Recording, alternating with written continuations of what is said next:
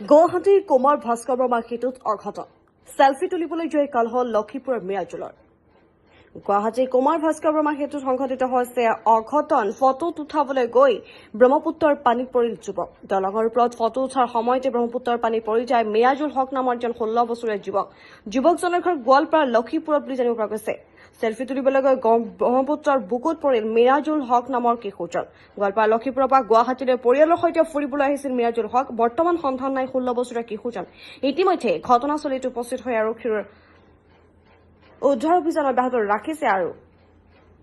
কি হৈছিল এই সকলো তথ্য আৰক্ষীয়ে ইতিমধ্যে পৰিয়ালৰ পৰা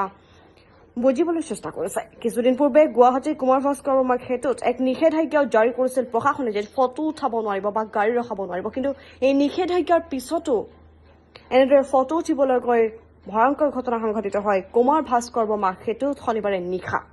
মোৰ ভণ্টি আছে মোক ফোন মাৰিছে সৰু বাইদেউটো পানীত পৰি গৈছে মই 3 কিলোমিটাৰ পৰা দৌৰাই আহিছো মই কৈছো লগত কোন কোন আছিল তাৰ ভেনী আছিল ভেনী সুধিলো কয় মই ফটো মাৰা আছিলো নাই এতিয়া ভেনীৰ খবৰ নাই মিৰাজুল হক আহি আছিল বয়স কিমান হৈছিল 15-16 মান হ'ব গোৱালপাৰা লক্ষীপুৰ ইয়াতে মানে ৰদলত থাকো ৰদলত কাম চাম কৰো আৰু আজি কিমান সময়ত ওলাই আহিছিল গম পাই না ভাইটি মই 6টা মান বজাত হ'ব খবৰ পাইছে না ঘৰত খবৰ ময়ে দিছো এতিয়া বিচাৰি আছে নেকি আমি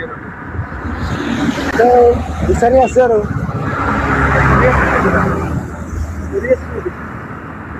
মই নাজানো